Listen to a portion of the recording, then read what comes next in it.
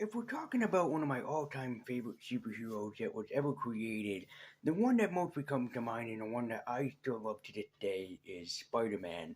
Mostly because I could relate to the Spider-Man aspect of his character, and even still today, going back and rereading some of his stories, I can still relate to him in that kind of aspect.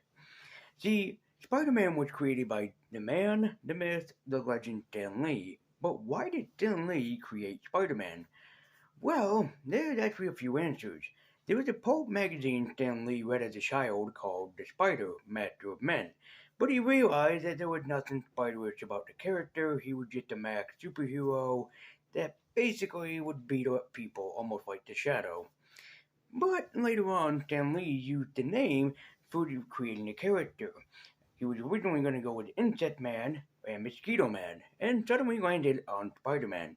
He liked the name of the character so much, he decided to push it to his publisher at Marvel at the time, and also timely, Martin Goodman. Goodman said that Stan Lee was ridiculous for trying to create Spider Man. He didn't like the idea, never wanted to do it, and even told him that he was kind of an idiot for making the superhero a teenager. Stan did not let that bother him at all.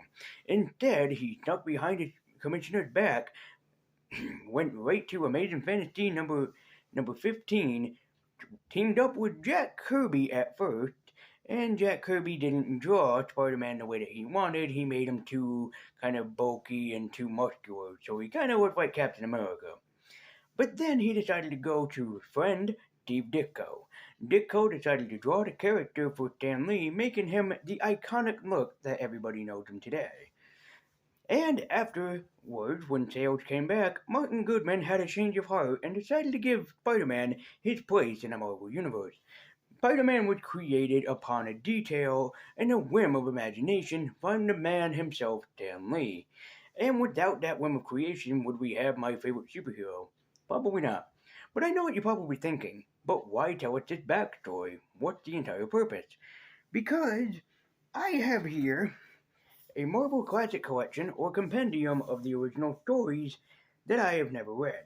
Welcome to a Lazy Review. I'm Lazy Universe, and we're going to check out Amazing Fantasy number 15 and The Amazing Spider-Man, done by Stan Lee and Steve Ditko. Greetings, geeks and nerds. I'm Lazy Universe, and I'm White and Nerdy.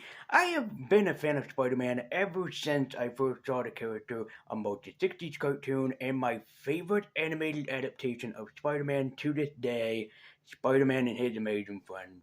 That is still my favorite incarnation of Spider-Man. But yes, I grew up with the Christopher Daniel Barnes series, the Josh Keaton series, and also a series that probably no one has heard about with Neil Patrick Harris. We'll talk about that eventually this month. So, but anyway, Spider-Man has always been one of my favorite all-time comic book characters. And when I went to my local library, I saw a few compendiums. One of them I wrapped up for Christmas, so I won't review it until next year. But shh, just a little hint at who that could be.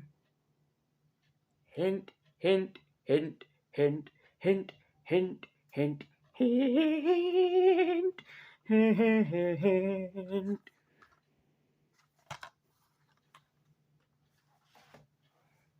Did I just do the fucking Days of Our Lives theme in hints?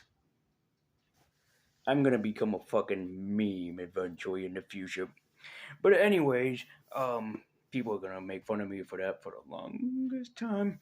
But anyways, I've noticed this one as well too, and I was gonna wrap this one up for Christmas as well, but I'm like, no, you know what? This might make a fun video, and I have nothing against the Black Panther. It's just that Spider-Man, in terms of my favorite superheroes, he is my number one favorite superhero. Black Panther would be, I would have just bet up number 5 if you want all things sincerely. But if you want me to do a top 10 favorite superheroes list, just let me know in the comments down below, and at some point I can try to do that. But I have never read any of these stories, and one of my friends that works at the bookstore told me that there would be more of these. And in the back, I saw that there would be like Fantastic Four, Captain America, X-Men. So this might be something cool to look at, and also stuff for your kids.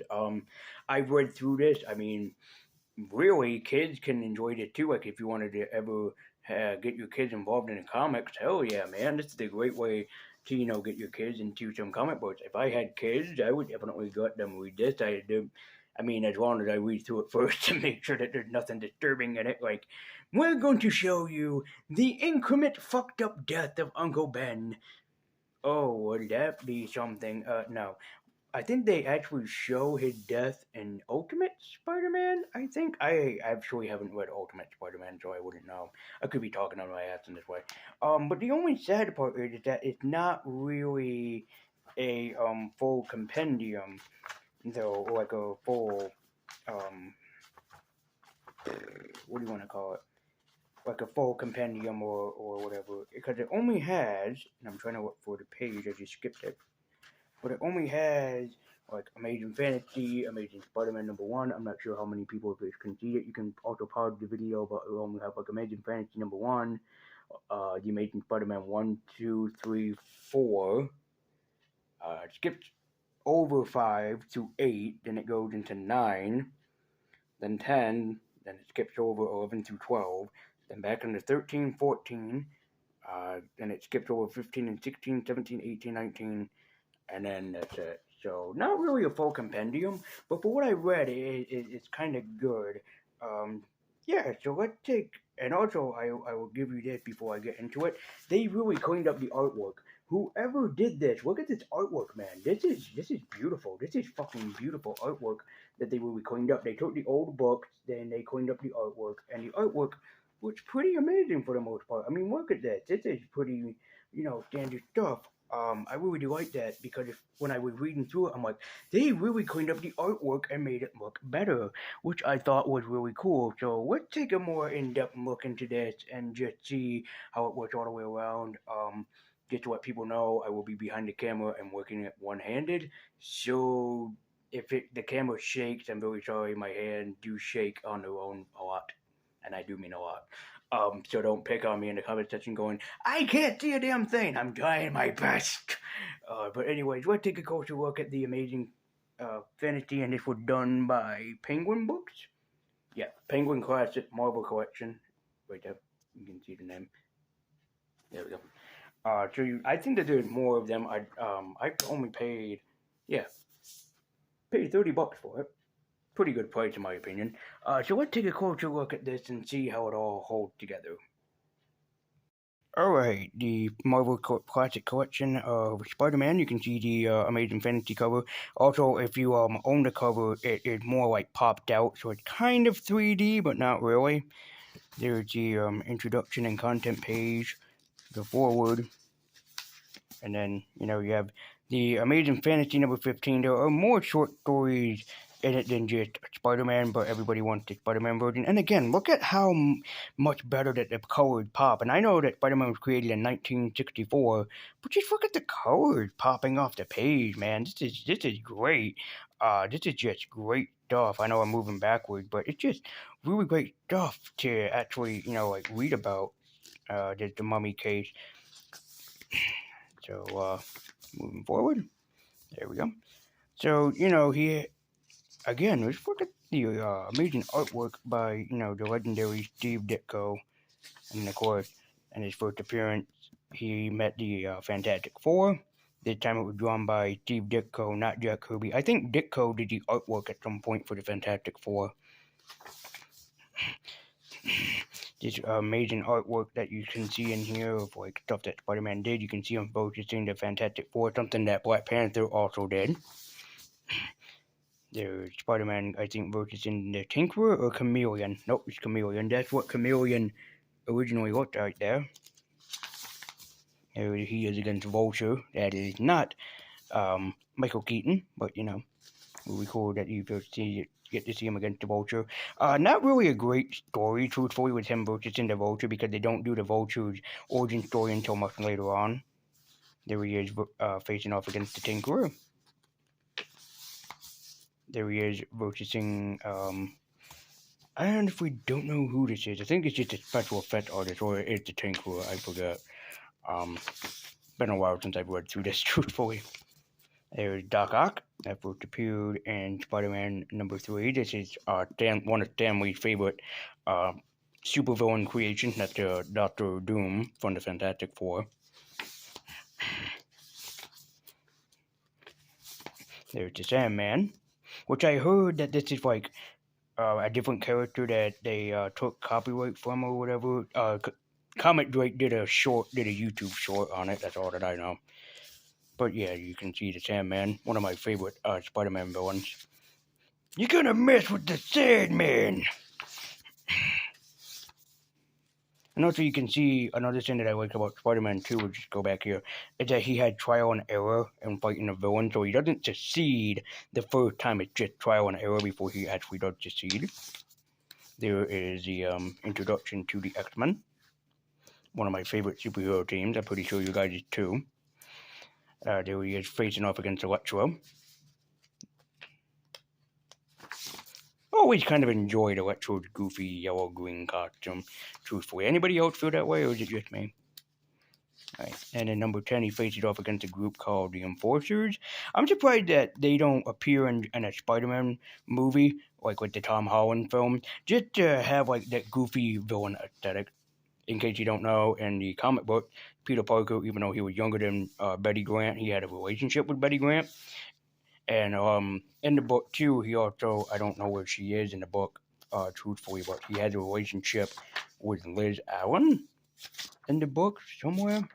I'm not sure where, but yeah, like right there, he has a relationship with Liz Allen. Well, she's a blonde anyway. That's pretty much not Liz Allen, but still, you get what I mean. Oh, there she is right there. There's J. Jordan Jameson, one of Stan Lee's also favorite creation, Mysterio. Played brilliantly by Jake Gyllenhaal in the Spider-Man Far From Home movie. There's the Goblin, who first appeared in Spider-Man number 14. Also, the Incredible Hulk is in it too. Again, the artwork is just popping off the page. That's why I'm kind of speechless. It says, the artwork looks so damn good, you know, and then there's Spider-Man facing off against the Hulk. Hulk smash, puny spider! There's him teaming up with Johnny Storm, who becomes a good friend of Peter Parker later on in the series. I'm just really just gazing at the artwork through the camera here. It's just, it looks so good. There he is facing off against Sandman again. I think more villains than just Sandman, but again, there's Liz Allen. This is a relationship that he had before Gwen Stacy came into the picture and long before Mary Jane came into the picture, where she had that famous image of "Face it, Tiger, you just hit the jackpot." There's Flash Thompson dressing up as Spider-Man, something that he also did in Spider-Man and His Amazing Friend a few times, especially against Sandman. And then Spider-Man having his hands full and teaming up with Johnny Storm, the Human Torch. I really want to get the Fantastic Four one because I'm a fan of the Fantastic Four. I haven't seen the Fantastic movie, so yeah, and then it ends on a strange tale goodbye to Linda Brown kind of thing. So yeah, and that is the Penguin Classic of The Amazing Spider-Man, and I highly recommend it. Guys, like I said, if you have kids, this is a definitely great read to do for your kids. Again, the way that they made the artwork look in this comic book or this compendium really does look great, or omnibus. I don't know what to call it, truthfully.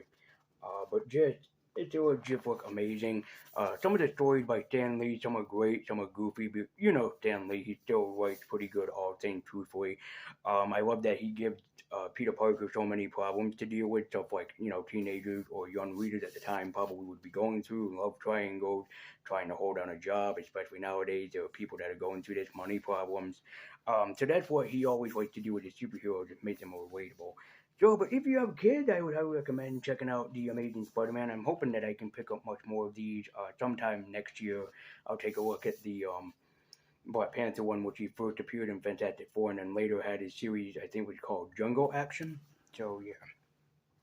But again, you know, you can just skip over the parts that you have to read in it and just go for the, you know, the comic book action. But yeah, I'm really hoping to get much more of these. I hope that this would excite you. Yeah, if you whether you're a kid or not, hell, man, fuck it. This is just an amazing, comic book that you can pick up. I picked it up for $30. It might be cheaper depending on where you are, but I picked it up at my local bookstore, which sometimes sells comic books and mangas. But yeah, check out this book, guys. I mean, seriously, it is really damn good, and it's impressive that they've cleaned up that much of story, and there is that much of story involved. I mean, for $30, you're getting quite a lot of story reading material towards it. Well, but anyways, thank you guys so much for watching. I believe Universe. I've been waiting nerdy. Be sure to like, comment, and subscribe. Follow me at Twitter and the link in the description down below. And I will see you guys next time in the next Lazy Universe movie. Not movie review, I was gonna say, or movie. I don't have a movie. Um, but let me know what you guys thought about it in the comment section down below. Is Spider-Man your favorite hero, or do you prefer someone else? Let me know that in the comment section below too. But yet again, thank you guys so much for watching, and I'll see you guys next time on the next Lazy Universe video. Keep eking on, and I'll see you next time.